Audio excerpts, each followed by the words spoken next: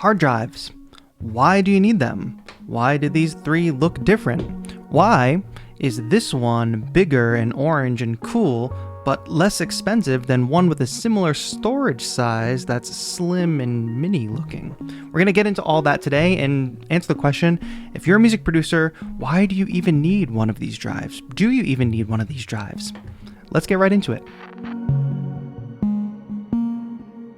The why is obviously one of the most important parts. Why do you even need a hard drive? And there's lots of reasons music producers need a hard drive. First of all, samples. Sample libraries can grow out of control really quick. In fact, the splice folder on my hard drive is currently sitting at about 17 gigabytes of storage. And as you can see here, that is only one folder in my sample packs folder, which is quite large. Also, different plugins, especially sampled instrument libraries, can be huge. Look at the sizes of some of these native instruments plugins. Huge. The Alicia Keys is 8 gigs, but this viola plugin, 23 gigabytes. And you can see the sizes vary, but many of them are in the gigabytes. Oh my gosh, this choir is 70 gigabytes. That's probably why you can buy a version of the Native Instruments library on a physical hard drive. I also recently got a MacBook Air for travel, so if I want to switch between my main computer and this MacBook Air, it makes things really easy because I can just transfer things back and forth on my portable hard drive. Not only that, but certain plugins allow you to store your licenses for those plugins on an external hard drive. So you can see here in my Waves Central, all the licenses are located on T7 Shield. That is the name of my portable hard drive. So I can use my Wave plugins on any computer that my portable drive is plugged into. Your project files can get pretty big too. My recordings folder, which holds all of my projects, is currently sitting just below 50 gigabytes on my computer. But more importantly than the size of your projects folder is the fact that you want to back up those projects. You don't want to wake up one day, try to start your computer, and the thing doesn't turn on, some type of error where you can't recover the hard drive and all your hard work is just gone. You want to have a backup. Most people actually recommend having your data backed up in 3 places. But if you can have at least 2, one on your computer and a backup on an external drive, I think that's okay, especially for beginners. So those reasons are probably pretty clear on why a drive could be useful for music producers, but which drives should you even get and why do these all look different? Well, here's a distinction. These big orange ones by Lacy, these are HDDs, or a hard disk drive. These little smaller ones you see that I have, these are SSDs, which are solid state drives. What the heck is the difference? Well, if we take a look at the 4 terabyte hard disk drive by Lacy, the same one I have here, you can see that is priced at right now $137.99. But if we jump to the Samsung T7 SSD, the solid state drive, you can see the 4 terabyte version is quite a bit more expensive, $249.99. How could something so big be so much cheaper than something so small? Well, the main difference here is the types of drives. These bigger drives have mechanical parts in them. When you plug them in, you can actually feel a little disc whirring inside there. That ultimately makes them slightly more fragile. It's probably why Lacy created a rugged version that is supposedly a bit shockproof. They're also a bit slower on loading. The SSDs, they don't have mechanical moving parts inside of them, which makes them a lot less prone to failure when they're dropped. Also, the working speed of an SSD is a lot faster than an HDD. What does that all mean? Well, an SSD is better for files you're going to be working with in real time, like your projects or your sample library or your plugins library. A hard disk drive like this one here is going to be better for just pure storage. You can work off of them, and I have, but they're just going to be a little bit slower, and they are slightly more prone to failure because of those mechanical parts. But they're cheaper. I still use these for backups and for storage, but when I'm working on things, I work off of an SSD.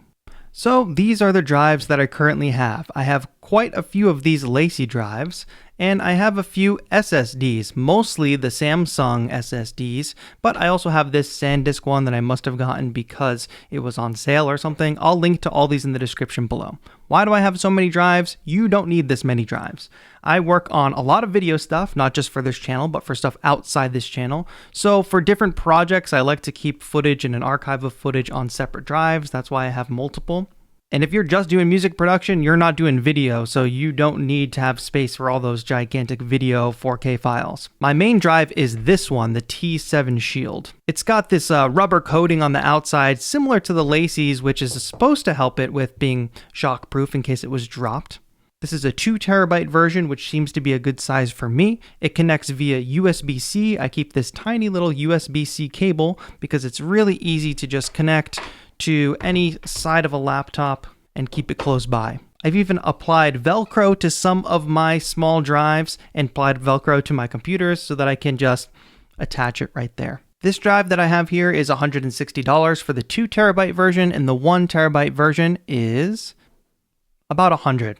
I think that's a good price, and I think many music producers can probably get away with just a terabyte if you're not doing any big video stuff. Great for backup, great for storing those files that you're going to be working with in real time, like samples, your projects, and your plugin libraries. I'll show you the system for setting all this up. Of course, many of you are probably thinking about, what about cloud storage and drive storage? Well, I don't really rely on that. Those are usually pretty expensive, but there is a way that I store all of my master recordings and I can have access to them at any time, download them from any computer, and that is with DistroKid's feature called Vault. And I want to thank DistroKid for sponsoring today's video. If you don't know yet, DistroKid is one of the easiest ways to get your music in all the right places, like Spotify, Apple Music, TikTok, Instagram Reels, all that good stuff. You pay a flat fee and you can upload as much music as you want. That's why I signed up for DistroKid way before they ever became a sponsor on the channel. I just like this mentality of be prolific, make as much work as you want.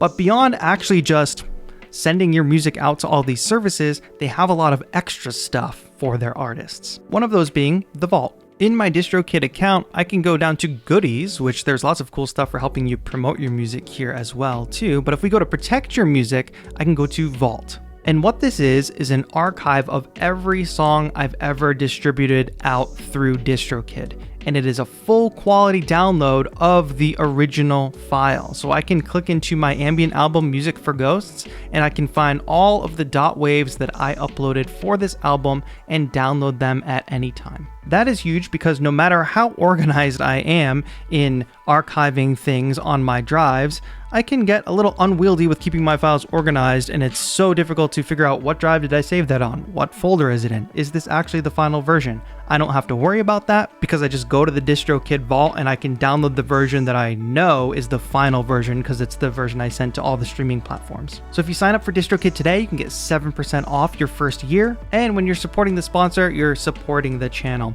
Like I said, been using DistroKid for a very long time, and it's kind of a dream partnership, and they've been very supportive of this channel over the past few years. So I want to thank them for that, and definitely encourage you, if you're trying to put your music out, DistroKid is the place to be. All right, back to telling you what to do with these hard drives once you get them. You're going to want to make sure in all of your apps that the storage location is set to your drive so you know where the files are going and they're not all getting piled up on your desktop storage. So Splice, which I use to download lots of samples, the storage location for those samples as I download them is on my portable drive, the T7 Shield, which means that if I go to any sample pack and I choose to download that sample, it is going to download directly to my portable drive. It's not going to go on my computer. On top of that, a lot of the plugins you use will have storage locations for the files required to run the plugin. So if we jump back into Native Access where I have all my Native Instruments plugins, I can go to the File Management tab in Preferences, and you can see that the download location is set to my external drive and the content location is set to my external drive. So anytime I download an instrument,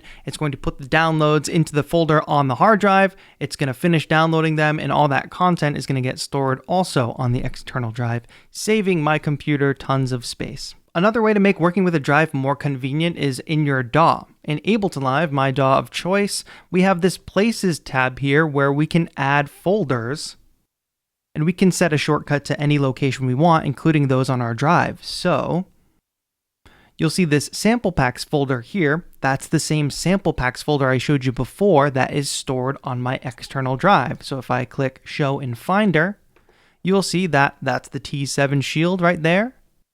And that is my sample packs folder. So when I'm in Splice and all those samples are downloading to that folder, I can just as easily grab them right from within my DAW. Or if I get a new pack, if I add it to the folder, it's automatically there. And I'll also say, since I just got this MacBook Air for travel and I have a second computer now, this made my life so much easier to have basically everything I needed on a drive. My projects, the samples that live within those projects or that I use to make music, the plugin content libraries, they were all already on a drive. So I just had to install the proper applications and basically all the data that I needed was already on a drive. Hugely convenient. I know many people don't have a second computer, but if something happens to your computer and you need to get a new one, these drives are a saving grace. So to sum it all up, if you're on a budget or you're just storing files as an archive, a hard disk drive will save you some money for a bigger amount of storage. If you want to spend a few more dollars and get one of these tiny little SSDs, they're fast and they work great. My main recommendation would be start yourself off with a 1 terabyte T7 or T7 Shield. I think they're on T9 now anyway, but these T7s have served me well. So my main recommendation, my main drive, the Samsung T7 Shield.